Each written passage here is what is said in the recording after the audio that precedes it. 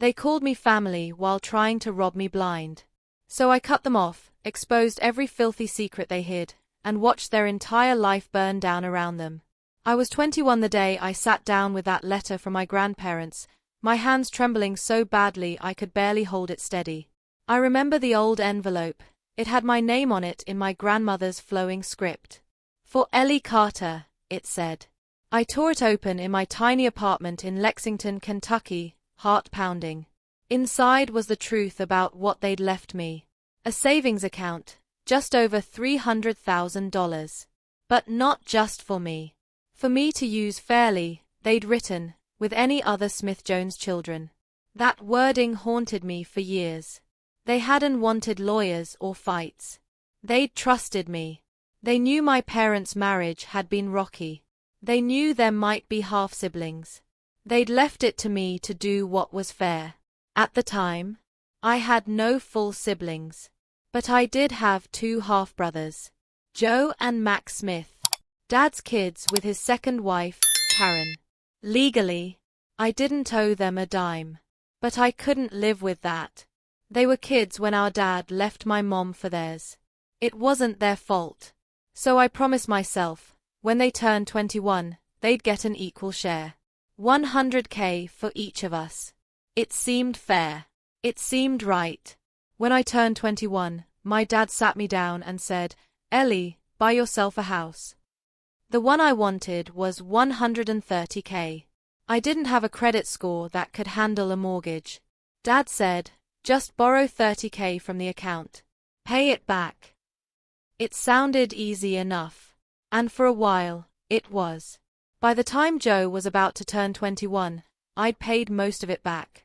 The account was only down by about $13K. I figured, no problem. I'll keep paying. Mac was 19, so I had 2 more years.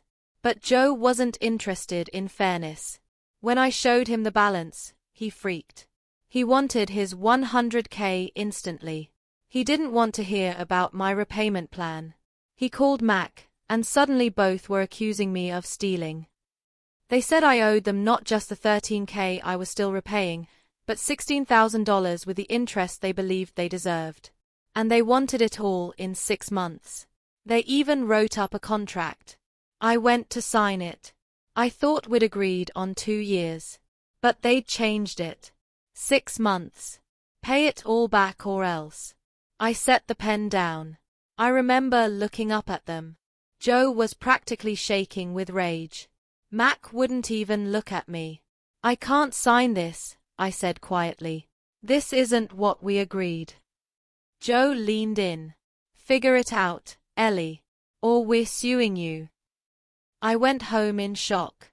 That night, I sat at my kitchen table, the same one my dad had helped me move in, staring at that contract. My hands wouldn't stop shaking. I realized then, this wasn't about fairness to them. It was about greed. Entitlement.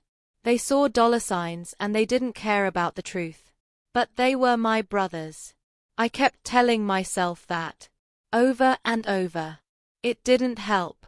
The next morning, I got an email. It was from Joe. He told me they'd be suing me for the $16K, for the entire account balance, and for emotional distress on top of that. I felt something inside me break. These were the boys I'd planned to share everything with. The boys I'd protected from the truth about Dad's affairs. The boys I'd loved, even if they barely loved me back. And now they were threatening to destroy me over what wasn't even theirs to begin with. I realized that if they wanted a fight, I'd have to give them one. I just didn't know yet how far I'd go. I woke up the next day to my phone vibrating non-stop on the nightstand. Messages, emails, voicemails, all from Joe and Mac.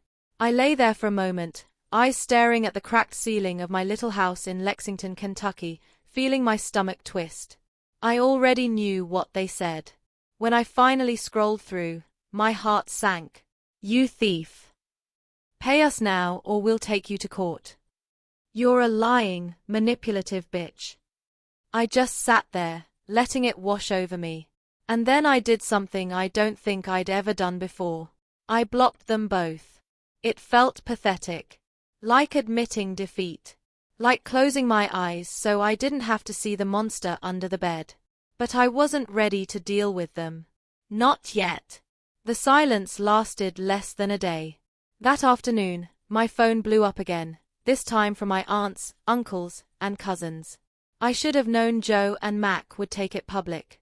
They'd posted some dramatic sob story on Facebook about how I was cheating them out of their inheritance, complete with my full name tagged so everyone could see. I clicked on the comments. I can't believe she'd do that. Family means nothing to some people. What a greedy bitch. I felt like the floor fell out from under me. These were people who'd watched me grow up, who'd hugged me at Christmas, who'd told me they were sorry when Mom died. Now they thought I was scum. I tried calling Dad. He picked up on the second ring. Ellie, he sighed, like he was already exhausted with me. Dad, I said, voice shaking. Do you know what they're posting about me? A pause. I've seen it. That's not what happened, I choked out. You know that's not what happened. He went silent again. Dad. Finally he spoke. They're angry, Ellie. They feel cheated. Maybe you should just pay them. I felt my blood run cold. I am paying them. I was always going to. It was my money. I chose to share it. He didn't answer. I realized then how little he cared about the truth. He just didn't want the drama. Okay, I said quietly. Okay, Dad. Thanks. I hung up. That night I didn't sleep. I just sat at the kitchen table with all the paperwork spread out. Bank statements, the letter from my grandparents in their careful, loving words. We trust you to decide what is fair. Fair. I tried so damn hard to be fair. But that wasn't enough for Joe and Mac. It wasn't enough for Dad. It felt like the whole family had turned on me overnight. The next day, I got the email that broke me. Clearly written by Joe, even though it was signed Joe and Mac. It threatened not just to sue me for the missing $16K and the rest of the account, but for damages and emotional distress. They wanted everything. Every last penny. It felt like I couldn't breathe. They didn't want fairness. They wanted to punish me. I sat there in that silent little house, looking at the dusty photos on the wall. Mom smiling at me as a baby. Granddad in his old recliner. They'd wanted me to be the adult. To be fair. But what do you do when fair doesn't matter? When no one wants it? When they want blood instead? I opened my laptop and wrote an email back. It wasn't polite. I told them the truth. That they were never legally entitled to a single cent. That I'd chosen to share out of goodwill, and that now they'd seen the last of my generosity. I told them Joe could keep the $50K he'd already received, but there'd be no more. And I hit send. My hands were shaking so badly I thought I might drop the laptop. Almost immediately my phone started ringing. I didn't pick up. Then the texts and emails came pouring in. You liar. You're dead to us. We'll make sure everyone knows what you did. I sat there with tears burning my eyes, refusing to let them fall. Because somewhere, under all that anger and betrayal, I felt something harden in me. A quiet voice whispering, no more. They wanted war? Fine. I'd give them war. I didn't think it could get worse. But I was wrong. After I sent that final email cutting them off, Joe and Mac lost their damn minds. They started a scorched earth campaign to ruin me. It wasn't just the Facebook posts anymore. It was calls to our extended family at all hours.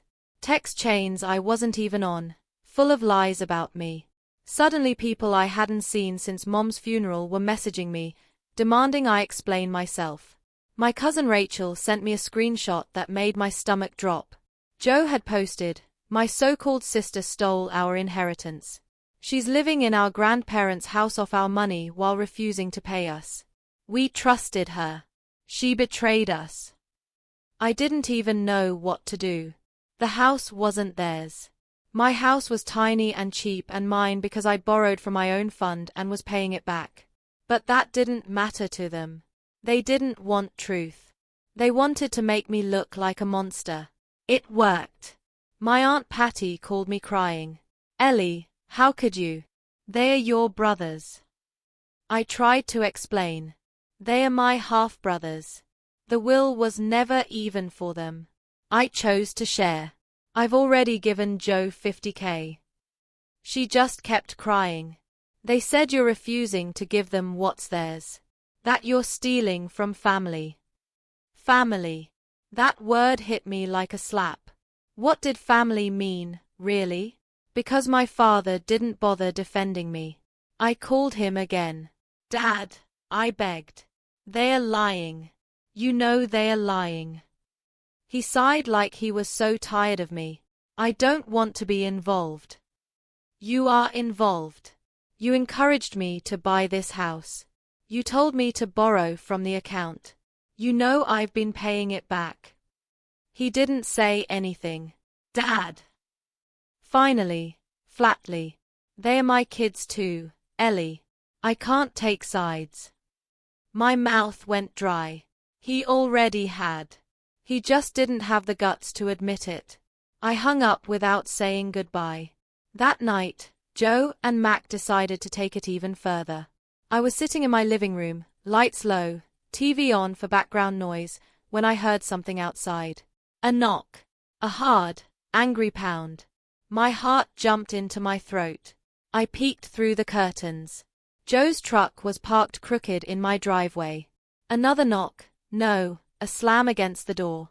I heard Joe's voice outside, slurring with fury. "Open the door, Ellie. Don't hide like a coward." I pressed my back to the wall, trying to breathe. He kept banging, yelling that I was a thief, that he'd call the cops on me, that he'd get what's his. I didn't answer. Eventually he drove off, tires squealing on the street. But I didn't sleep at all. The next day I found a note shoved under the door. "Pay up or else." I sat on the floor holding that scrap of paper, my fingers trembling. I thought about calling Dad. But what was the point? He wouldn't do anything. So I called the police instead. Filed a report. Showed them the note. I felt stupid and small. Like a child asking for help with bullies. They took it seriously enough to file it, but said there wasn't much they could do yet. That was the moment I realized it. I was completely on my own. No family to back me. No one willing to say enough. Except me. I sat in that little house, clutching the note, eyes dry because I didn't have any tears left. And I promised myself, I'm done. No more explanations. No more apologies. If they wanted to treat me like the enemy, fine. I'd show them exactly what I could be when I stopped trying to be the good sister. After that night, everything changed for me. I stopped thinking of them as my brothers. It hurt. God, it hurt so badly. Because I'd loved them. When Dad left my mom, they were just babies. I remembered holding Mac's hand at family gatherings, remembered buying Joe a Christmas gift the first year he could even talk. I thought maybe if I was kind, they wouldn't see me as the enemy. But they didn't want a sister. They wanted an ATM. That week, I didn't answer anyone's calls. I blocked every number that harassed me. But it didn't stop the messages. I'd wake up to new Facebook posts from Joe. Screenshots of bank statements, with my info blurred out just enough to avoid trouble, saying, "Proof she stole our inheritance." Our cousin Greg shared it with the comment, "Wow. Just wow." I thought about replying, explaining, but why bother? No one wanted the truth. They wanted a villain. And I was so convenient. Dad didn't even try to help me. I heard from my Aunt Karen, his wife, their mother, that he was staying out of it. He'd told her it was Ellie's mess to fix. Ellie's mess. Like I'd somehow caused this by trying to do the right thing. I remember sitting on my porch that evening, The Kentucky summer was brutal, humid air thick like soup. I watched the sky turn gold and then purple. And I thought about my grandparents, Ed and Marie Carter. They'd loved me. They'd trusted me. They'd left me that letter in their careful handwriting. We trust you to decide what is fair. Not what makes you popular. Not what keeps the peace. Fair. And I realized then I had been fair. More than fair. I hadn't owed Joe or Mac a single cent. I could have kept every penny. But I didn't. Because I wanted them to have something. Because I wanted us to be family. And they spat in my face. The next day, I got an email from Joe. It was written like a legal threat, but you could tell it was him. The language was over the top, dramatic. We will be suing you for $16,000 in missing funds, the entire remaining balance of the account, and additional damages and emotional distress. We will also inform all relevant family members of your fraud. I almost laughed. They were threatening to sue me for everything. Stuff they weren't even legally entitled to in the first place. I didn't answer. Instead, I forwarded it to my lawyer. Ms. Ramsey was a no-nonsense woman in her 50s who'd helped me close on my house. She read it and called me. Her voice was calm. "They have no case, Ellie," she said. "You don't have to give them anything. Legally, you're on solid ground. They can scream all they want. They can hire a lawyer if they can find one who'll take it. But they won't win." It was like someone had poured cool water over my burning brain. I closed my eyes and let out a shaky breath. "But they're destroying my reputation," I whispered. "They're telling everyone I'm a thief." Ms. Ramsey didn't sugarcoat it. "They can do that. People will believe what they want. But they can't take your money. And if they escalate, you let me know. We'll send a cease and desist." I thanked her. When I hung up, I sat there in silence. For the first time in weeks, I didn't feel like prey. I felt angry. Not sad. Not guilty. Angry. Because all this time I'd been trying to be the good sister. The reasonable one. The peacemaker. But none of it mattered. They didn't want my kindness. They wanted to break me. That was the moment I decided. No more. If they wanted war, I'd give it to them. And this time, I wouldn't play nice. A few days after I made that decision, to stop playing nice, I got an unexpected message. It wasn't from Joe or Mac. It was from a stranger. The subject line was just, "Hi, I think we're related." I almost deleted it on sight. I was so tired of family drama. But something made me open it. Inside was a short, careful message. "My name is Chris Taylor. I'm 27. I think I'm your half-brother. I'm sorry to drop this on you, but I've been trying to find you. I only got your name because your brother Joe posted about you publicly." My blood went cold. Half-brother? I read it twice. 3 times. Attached were photos. Me as a kid, my dad standing next to this boy, a little older than me, our grandparents in the background. It was real. I dropped the phone. My hands were shaking so badly I had to sit down. I didn't know what to do. My father had never once mentioned Chris. Not a word. I picked up the phone and called him immediately. But it went to voicemail. I didn't leave a message. What could I say? That night, I wrote back to Chris. We emailed for hours. He wasn't angry, wasn't demanding anything. He just wanted to talk. He told me about growing up with his mom, about how he knew Dad was his father, but had barely seen him, how our grandparents had seen him. They weren't cruel, he wrote. They set up a separate fund for me. I have a letter from them, too. It says they wanted me to share fairly with any other of Dad's kids born outside his marriage. I stared at that. It felt like the floor dropped out from under me. Our grandparents had known. They'd known about Dad's affairs. And they'd tried to make sure none of us got screwed over. Chris even sent me a scan of his letter. Same careful handwriting. Same language about fairness. But different purpose. That money was his, to share with other illegitimate kids. He told me he'd even found another half-sibling. A girl named Lily. She was only 18. My stomach twisted. Dad had another kid. Another secret. And it all blew open because Joe couldn't keep his mouth shut online. When Chris found me, he'd seen the posts. He said he'd been horrified. "Ellie," he wrote, "they have no claim on your fund. You know that, right? They're not Smith Jones kids. They're not even entitled. You did them a favor by offering to share." I felt hot tears sting my eyes. Finally, someone saw it. Someone understood. I sent him everything. The messages. The threats. The note Joe left on my door. He didn't sugarcoat it. "They're using you," he said. "Cut them off. You don't owe them anything."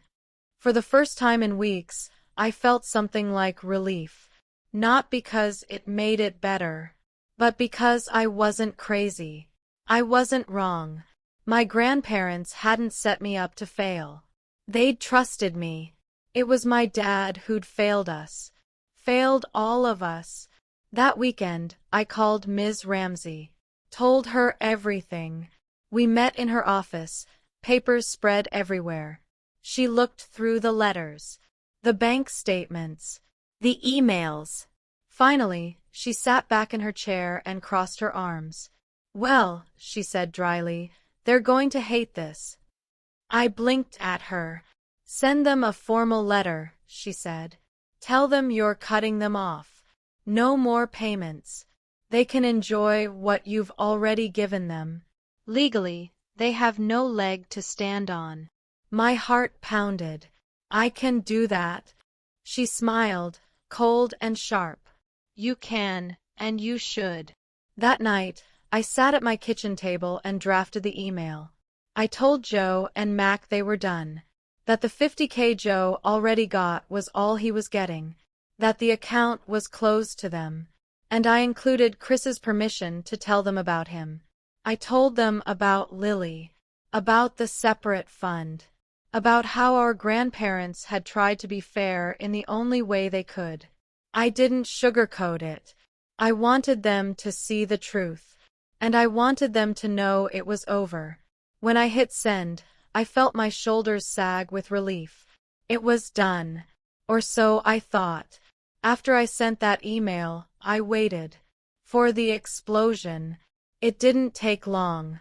First it was Joe. He called me 27 times in one day. I didn't pick up. Then the voicemails started. Screaming. Crying. Begging. "You can't do this to us. You promised us. You owe us. You'll regret this. Everyone knows what you really are." I didn't even bother replying. Because the truth was, I didn't care anymore. I wasn't the girl who felt guilty for defending herself. I wasn't the sister trying to keep the peace. I was done. I blocked their emails. Blocked their numbers.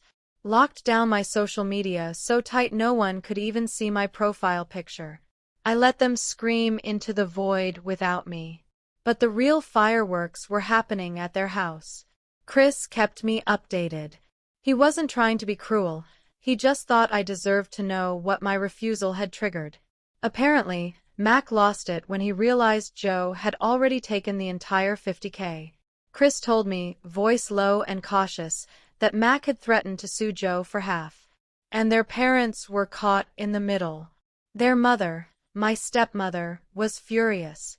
She'd spent years thinking I was part of the family, only to find out my father had 2 secret kids. And that one of those kids, Chris, had proof. Proof of Dad's affairs. Proof that Lily existed. I didn't see it with my own eyes, but Chris described the explosion. Mac and Joe yelling at each other over the money. Stepmom screaming at Dad for lying for decades. Joe refusing to give Mac a penny of his share. Dad trying to broker peace and failing spectacularly. Until one day, Chris called me, voice hushed and weirdly calm. "He's in a hotel now," he said. "Who?" "Your dad. She kicked him out." I sat there in stunned silence, because as much as I wanted to hate him, he was still my father. I'd never wanted this. Not really. I didn't want their family to implode. I just wanted them to leave me alone. But I also couldn't pretend I was surprised, because secrets rot everything they touch. Dad built his happy second family on lies. And now they all knew. I asked Chris quietly, "Do you think they'll stay divorced?" He hesitated. "I don't know. She's furious. She found out about Lily too." I winced. He paused. "Ellie, I know you feel bad, but none of this is your fault." I pressed the phone to my ear and let the words sink in. None of this is your fault. I wasn't the one who cheated. I wasn't the one who lied. I wasn't the one who tried to steal. I'd been the only one trying to do the right thing, and I was done apologizing for that. A week later, Chris and I met in person for the first time. We picked a little diner halfway between Lexington and his place. When he walked in, I knew him immediately. Same eyes as mine. Same cautious, guarded smile. We hugged. It wasn't magical. It didn't fix everything, but it felt like something. A start. We talked for hours. About Dad. About our grandparents. About Lily. He told me she wanted to meet me someday. That she was shy. Angry. Confused. I told him I'd wait as long as she needed. We paid the bill and walked out to the parking lot, the Kentucky sky going pink at the edges. He put his hand on my shoulder and said quietly, "They don't get to define us." I nodded, because he was right. Joe and Mac could hate me forever. Dad could pretend he was the victim, but they didn't get to decide who I was, who we were. I wasn't the villain in their story anymore. I wasn't even in it. I had my own story now, and I wasn't going to let anyone rewrite it. It's been 6 months. 6 months since I cut them off. 6 months since Joe and Mac tried to sue me. 6 months since Dad got kicked out of his house. And every day, I wake up lighter. I won't pretend it's been easy. Some nights I still lie awake, thinking about the way they turned on me. How fast my so-called family tried to burn me to the ground over money they were never even entitled to. But then I remember what I've gained. Peace, freedom, and a real sense of who's actually in my corner. Chris and I talk almost every day. He's more of a brother to me than Joe and Mac ever were. And slowly, carefully, Lily and I have started exchanging messages. She's smart, guarded, fierce. She's still processing the truth about Dad, but I see so much of myself in her. She asked me once if I ever felt guilty, like maybe I had broken the family. I told her the truth. No, I didn't break the family. I just stopped letting them break me. And it's true. I've done the work, talked to my therapist, spent time with friends who love me. I even took a weekend trip with Chris and Lily to the old Carter family property, just to stand where our grandparents once stood, to feel rooted again, to remember that they knew the truth before anyone else. They saw all of this coming. That's why they wrote those letters so carefully, why they separated the funds, why they trusted me, not Joe, not Dad, to carry out their wishes. And I did.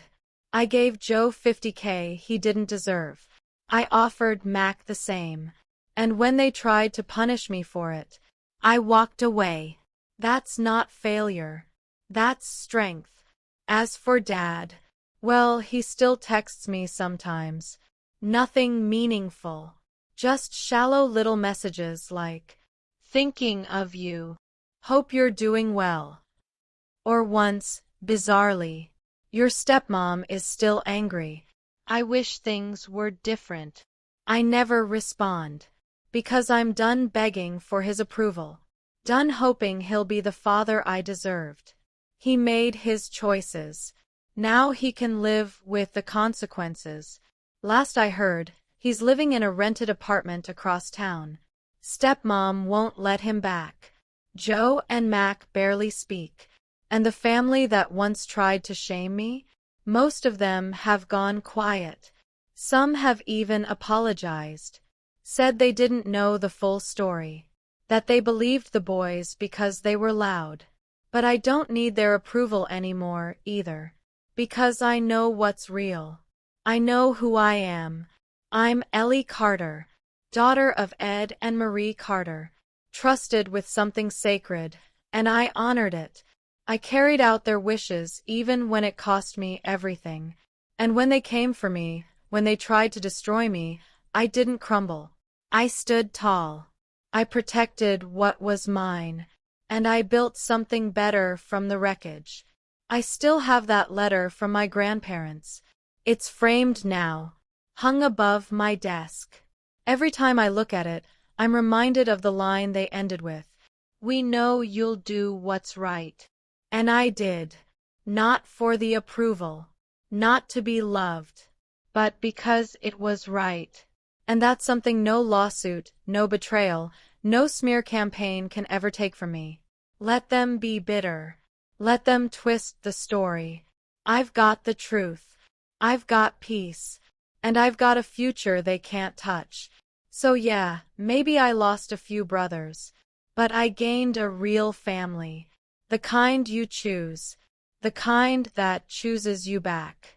And I'd take that over blood any day. That's my story.